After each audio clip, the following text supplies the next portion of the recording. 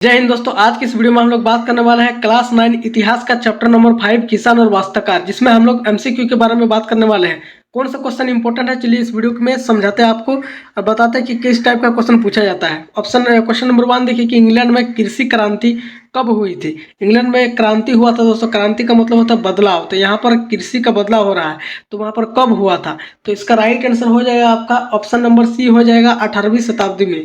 आइए question number 2 कह रहा है कि एल क्या क्या है दोस्तों कि एनक्लोजर आंदोलन क्या था। यहाँ पर ऑप्शन ए जमीन को बांटना, बी जमीन को घेर कर निजी बनाना, अपना बनाना, या फिर सी खेती छोड़ना, या डी जंगल को काटना। तो एनक्लोजर आंदोलन जो था वो था दोस्तों, यहाँ पर बी हो जाएगा कि जमीन को घेर कर निजी बनाना, यानी जमीन को घेर करके अपना बनाना। निजी का मतलब होता है अपना बनाना। आइए क्वेश्चन नंबर 3 को देखते हैं। कह रहा है कि एनक्लोजर आंदोलन से कौन प्रभावित हुए, किसको इफेक्ट पड़ा या फिर कौन इफेक्ट हुआ इसमें एनक्लोजर आंदोलन से। किसान, व्यापारी, सैनिक या फिर शिक्षक। तो यहाँ पर 3 का हो जाएगा ए दोस्तों, क्योंकि किसान, क्योंकि देखिए जमीन जगह ज्यादातर रिलेटेड किसानी करता है यहाँ पर। तो राइट आंसर ए हो जाएगा किसान। क्वेश्चन नंबर 4 है हमारा कि इंग्लैंड में बड़े किसान क्या कहलाते थे। इंग्लैंड का जो बड़ा किसान होता था वो क्या कहलाता था, मजदूर या फिर जमींदार या फिर जेंट्री या फिर व्यापार। तो 4 का यहाँ पर सी हो जाएगा मेरे दोस्तों, जेंट्री कहलाता था। क्या कहलाता था, जेंट्री। जो बड़े किसान होते थे उनको जेंट्री कहा जाता था। क्वेश्चन नंबर 5 है हमारा, कह रहा है कि question number 5 open field system क्या था। ओपन फील्ड सिस्टम क्या था, बंद खेत था या फिर खुले खेतों में खेती, या फिर सी जंगल में खेती, या फिर डी शहर में खेती।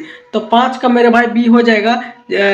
5 का बी हो जाएगा खुले खेतों में खेती। खुले खेतों में खेती करना ही ओपन फील्ड सिस्टम कहा जाता है, क्योंकि नाम में ही आपका देख रहा है दोस्तों ओपन फील्ड, खुला एकदम मैदान।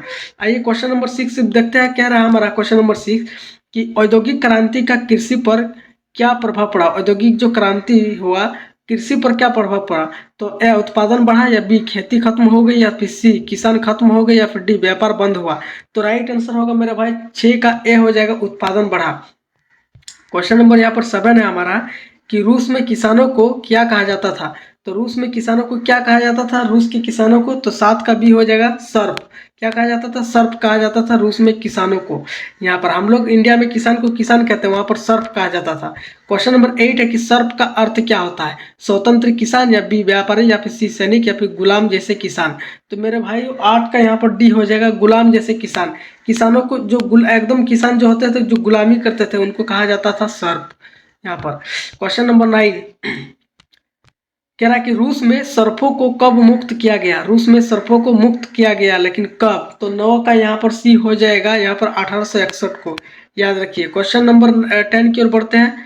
कह रहा क्वेश्चन नंबर 10 की अमेरिका में खेती के लिए कौन सी मशीनें इस्तेमाल हुई। तो अमेरिका में जब खेती होता था तो कौन सी मशीनें इस्तेमाल हुई थी।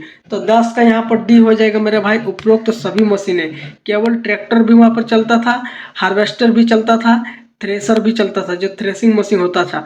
तो यहाँ पर सभी मशीनें चलता था अमेरिका में। तो यहाँ पर हो जाएगा 10 का डी हो जाएगा मेरे भाई, यहाँ पर ऑल, यानी उपरोक्त सभी।